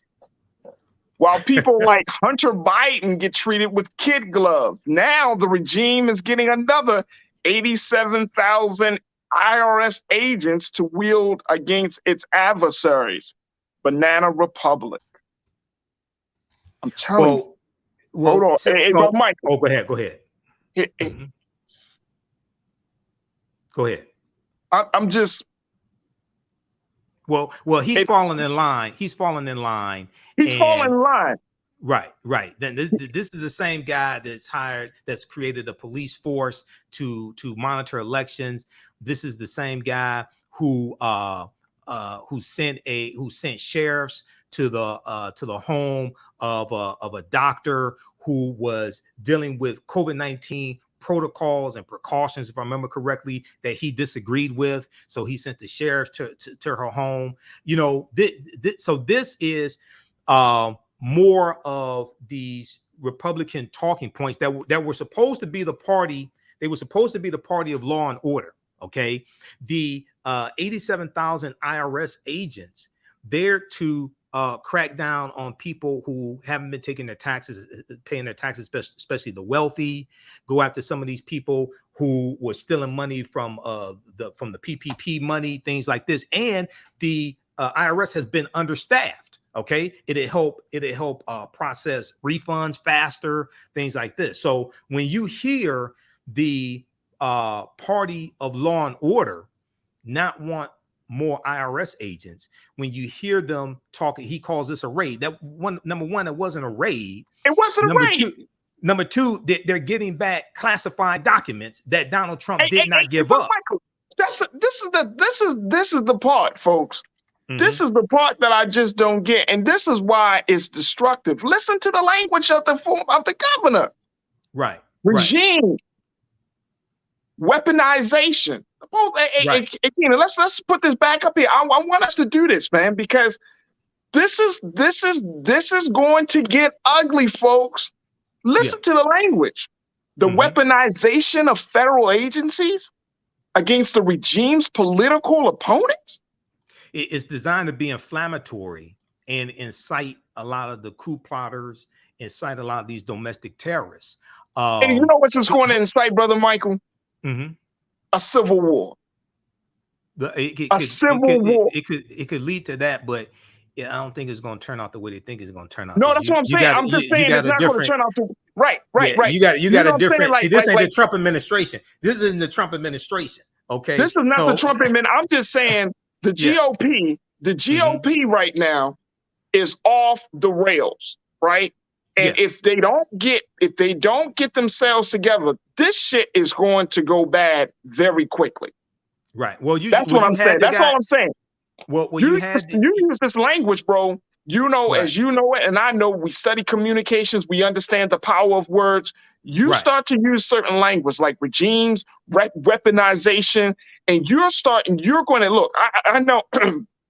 I was watching this documentary, and they were talking about domestic terrorists. How many different groups of domestic terrorists are currently in this country? Thousands upon thousands, right? Since President Trump went into office, we saw that that number had exploded. Domestic terrorism, I'm talking about those white men, those militias and those groups, right? Proud Boys, Oath Keepers, and all of these guys, people often kind of put them in the context of, oh, these guys hate race. No. These guys hate government. These guys... They hate. Well, see, they hate government until they need government. Until there's a tornado. That's what I'm saying.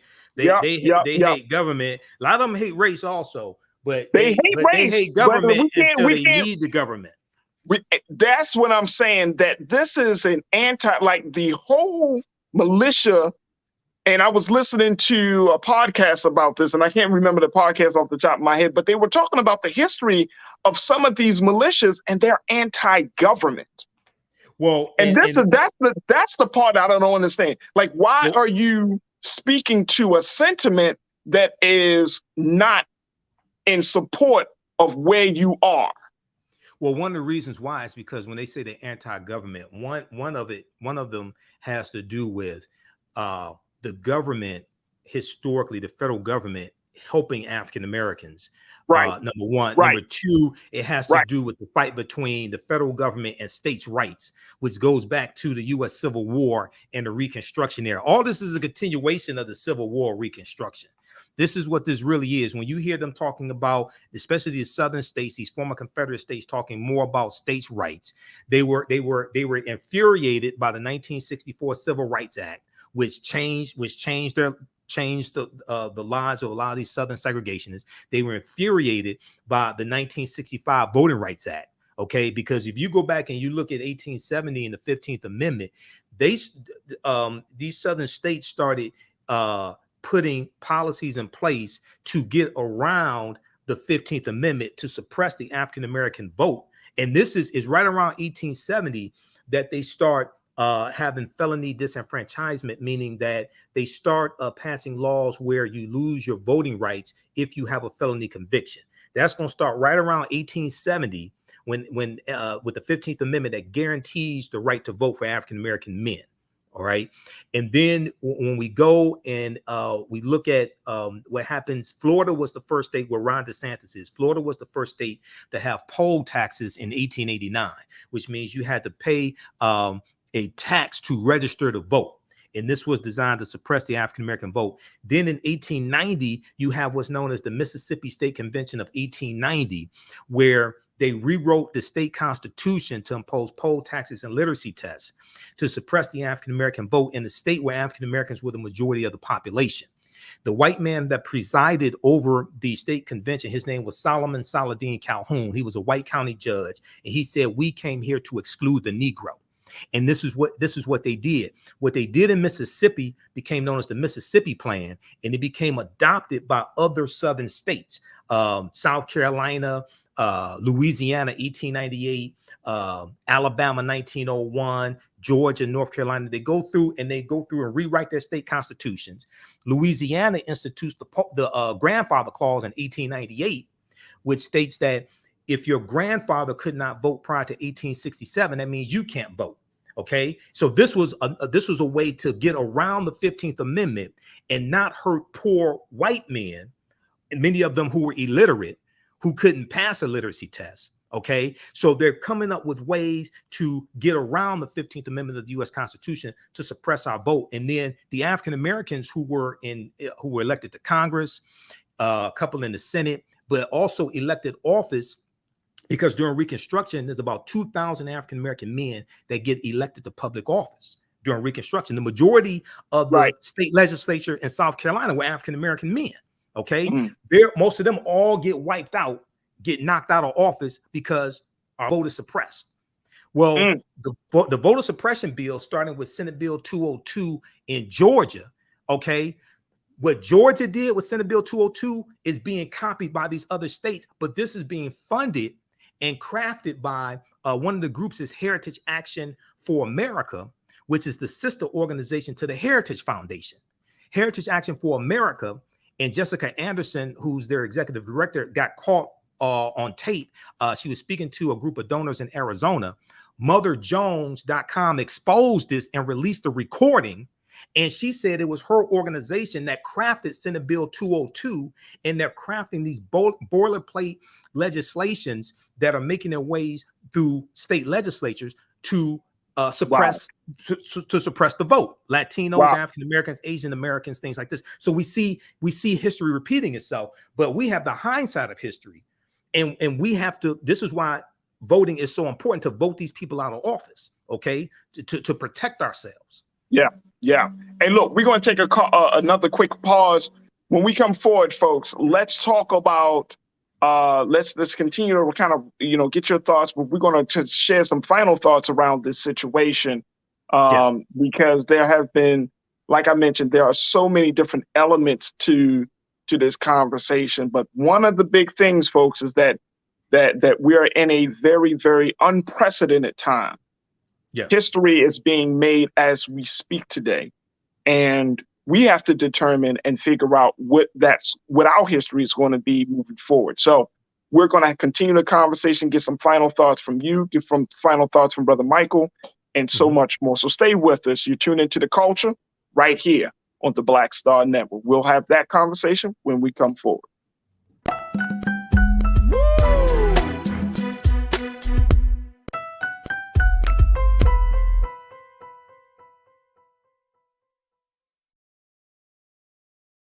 When we invest in ourselves, we all shine. Together, we are Black beyond measure. I'm Deborah Owens, America's Wealth Coach, and my new show, Get Wealthy, focuses on the things that your financial advisor and bank isn't telling you, but you absolutely need to know. So watch Get Wealthy on the Black Star Network.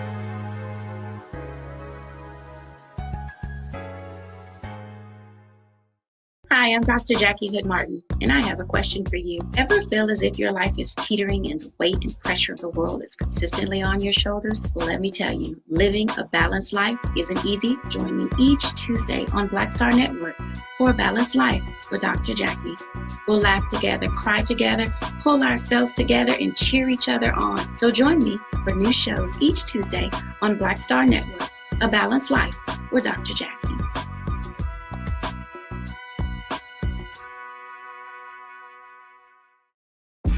When we invest in ourselves, we're investing in what's next for all of us. Growing, creating, making moves that move us all forward. Together, we are Black beyond measure.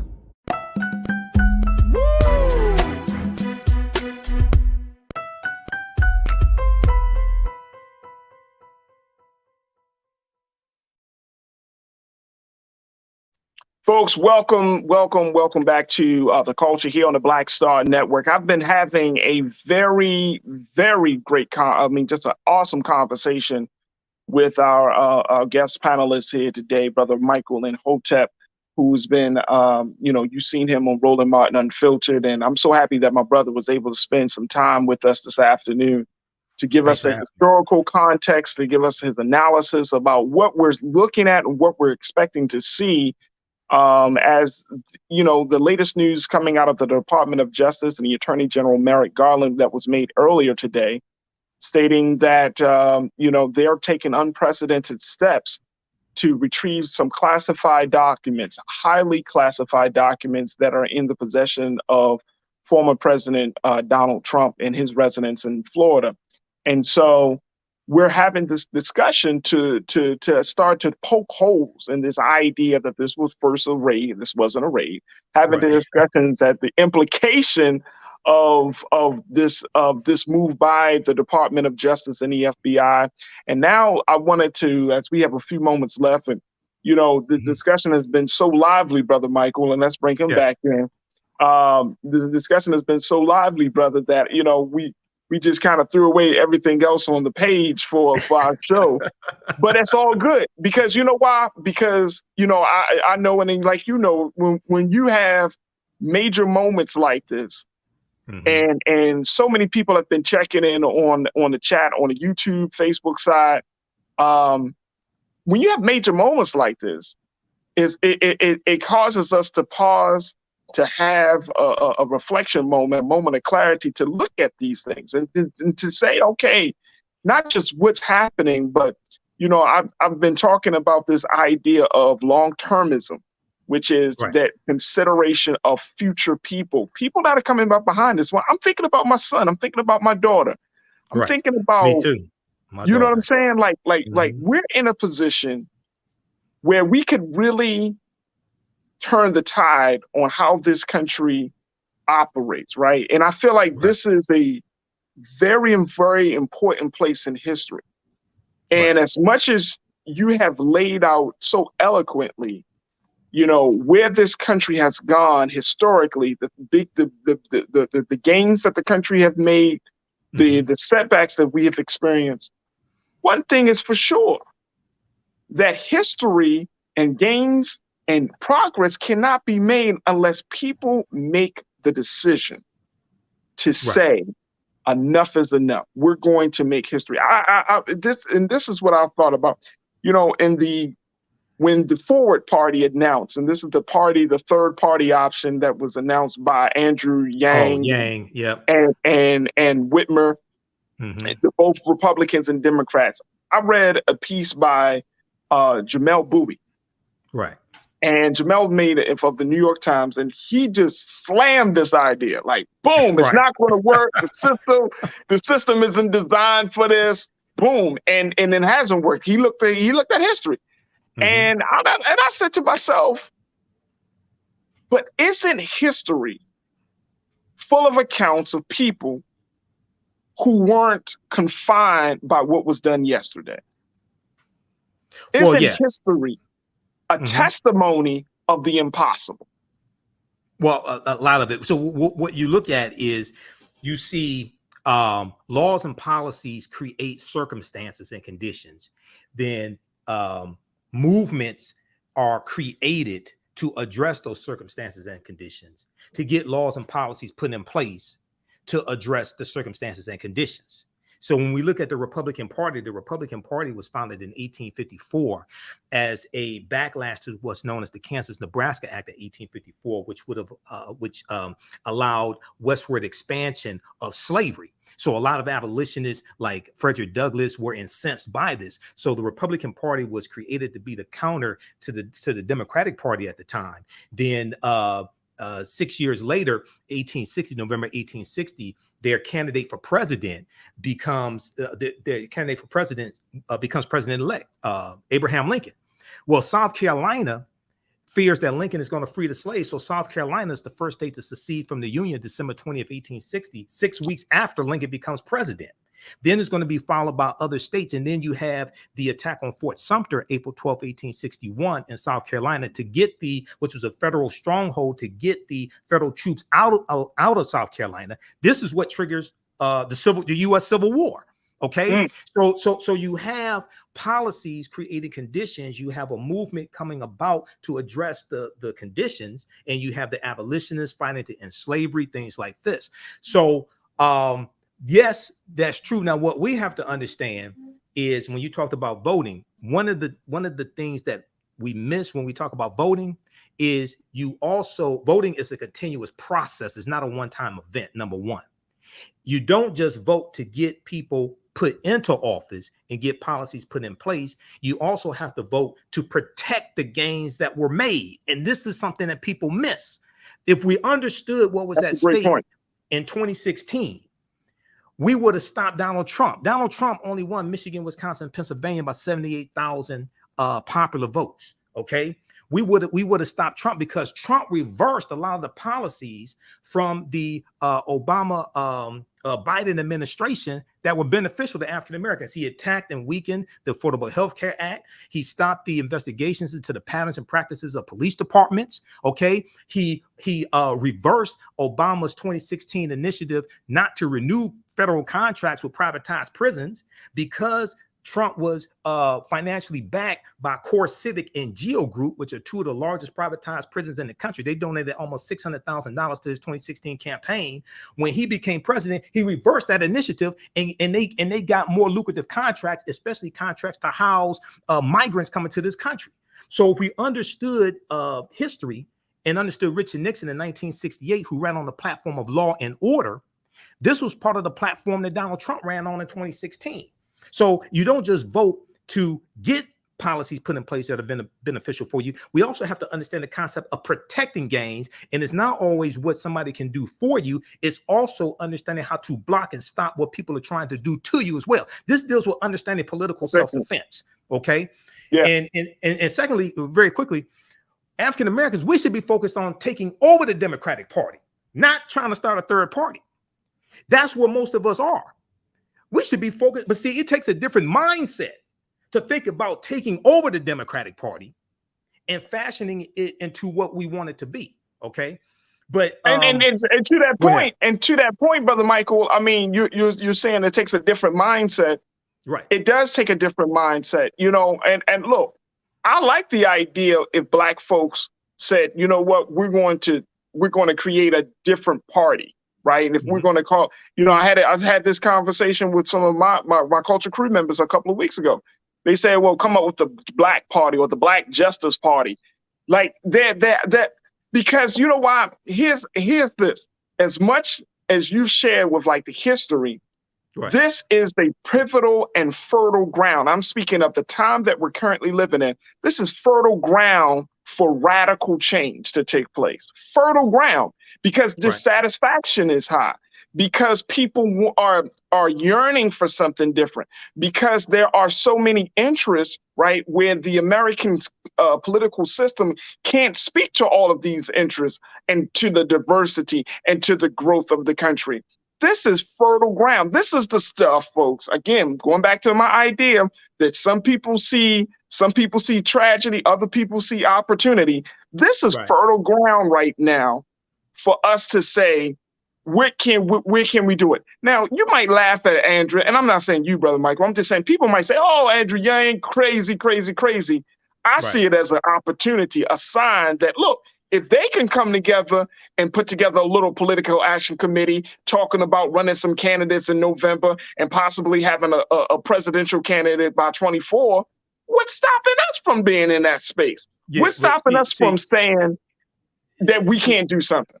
See, when you start talking about running for president and understanding the gerrymandering of the districts, and it takes 270 electoral college votes to become president-elect, and understand Biden got 81 million votes, okay?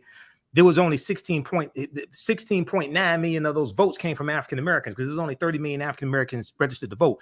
When you start talking about running statewide and running for president, it's something entirely different. You may have a third party at the local level.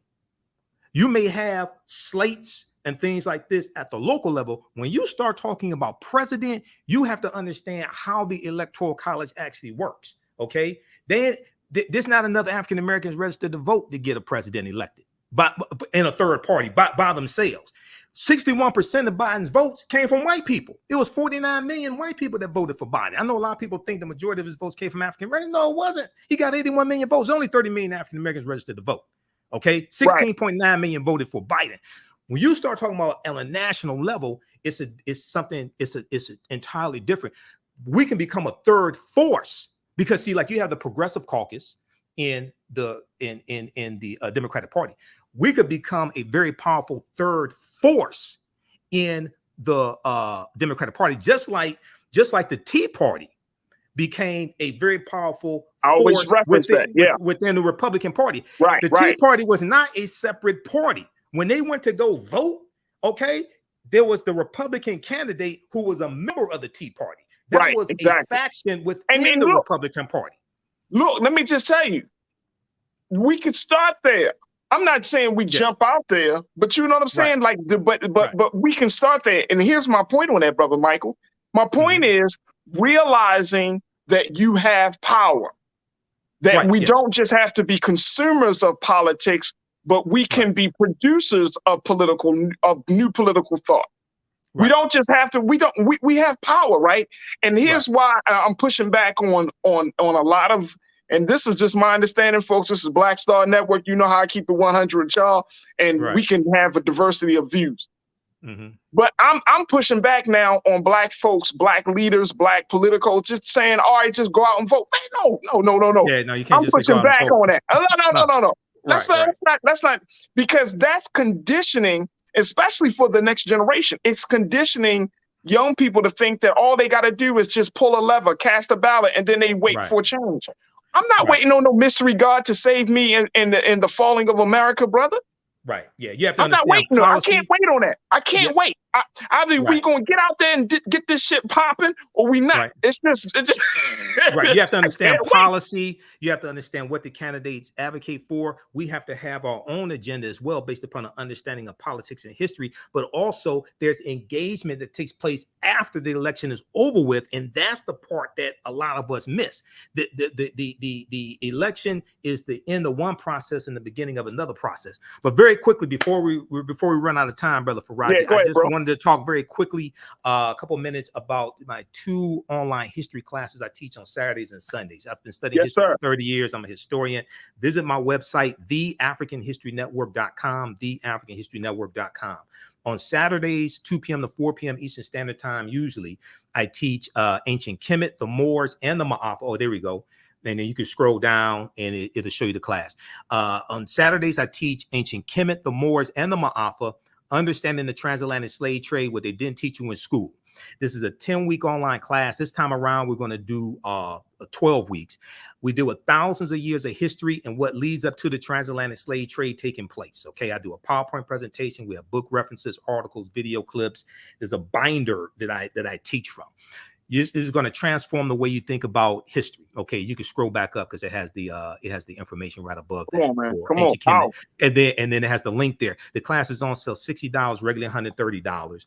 We do the sessions live. All the sessions are archived and recorded. You can go back and watch it anytime. So a year from now, 2 years from now, you can have full access. You can watch the entire class. The content, I would say, is PG-13. You can use it with your children as well.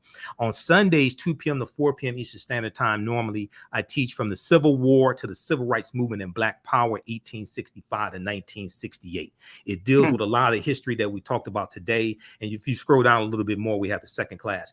We start in 1803 with the Louisiana Purchase and the Haitian Revolution, because those two events are related. We go throughout history chronologically, see what leads to the Civil War taking place. We deal with Reconstruction, 1865, 1877, Jim Crow era, Great Migration, 1915, 1970, World War I, World War II, Civil Rights Movement, and Black Power movement. To understand what happened to us after slavery ended, what were the laws and policies put in place to get us to where we are today, to understand where we need to go from here. So both classes are on sale, and we have a bundle pack. You get both classes for $100. Visit our new website, theafricanhistorynetwork.com, theafricanhistorynetwork.com.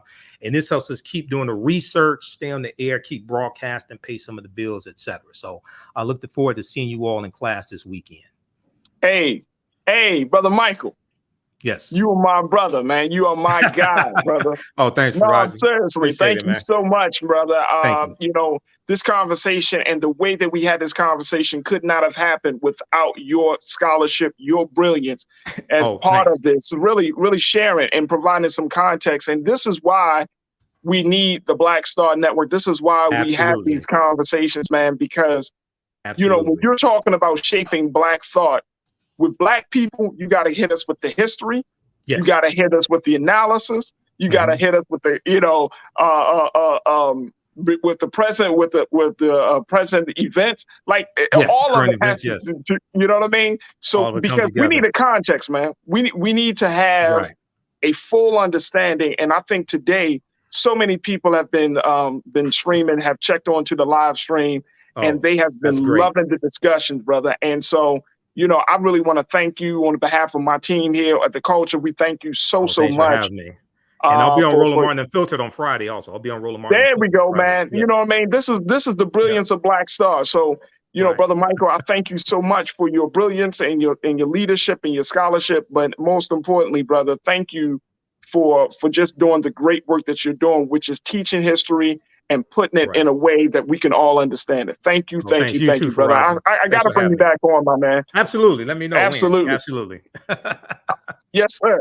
Brother Michael Imhotep, check him out at the AfricanHistoryNetwork.com. The great show that he's doing on Sunday nights. There's his website right there, folks. Thank you so sign up for his classes and much more. Stay connected. And also, where are you on your social media, Brother Michael? Oh, the African History Network on Facebook. We have 1 million followers there. Michael Imhotep on YouTube, and Michael Imhotep on Instagram and on Twitter. There it is, the AHN show on Twitter. But if you go to our website, it connects you to our social media platforms. There it is. And my DVD lectures and downloads are at our website also. Boy, we got heavy hitters on Black Star. Heavy hitters. Yep. Thanks. All right, thank you, big brother. Appreciate you, Thank man. you, brother. All right, peace. Absolutely, peace. All right, folks, that's going to do it for us. I told you. You know, all the different elements of the show had to be like thrown to the side just simply because this is a big conversation. And trust and believe, Brother Roland is probably, I know he's going to go deeper. He's going to go deeper. So make sure y'all stay tuned for Roland Martin Unfiltered, 6 o'clock tonight. And of course, it's Thursday night. So, you know, Reese and Dr. Carr, they're going to have a lot to say. Big shout out to the Thursday team on RMU. But make sure you show your continued support for what we're doing here at Black Star Network. You can go to our website today and download the app for free. But most importantly, this is the move that we're in right now. The vibe that we're on is financial support, so we can continue to bring unfiltered, unadulterated conversation about issues and the stories that are pertinent to us. BlackStarNetwork.com. We need your full support, folks. We need your financial support. We need you to share the content. We need you to sign up for our email list. All of it. Become a full-blown supporter of Black Star Network. Check us out at BlackStarNetwork.com. Those are all the ways that you can financially support us. And we thank you. we thank you on behalf of the culture and the Black Star Network team. We thank you so much for your continued support of the great work that we're striving to do with Black media. All right, folks, that's going to do it for me. But I want to thank my dynamic team. I want to thank King Keenan. I want to thank Lisa. I want to thank my producer, Joel and Shannon and Ariel. And I thank all of you for your continued your analysis, your thoughts, and your praise for the show. Thank you, thank you, thank you. As always, never be afraid to challenge what's wrong. Stand for what's right while being yourself in the process. God willing, we'll talk tomorrow for another exciting edition of The Culture right here, only on the Black Star Network. Peace.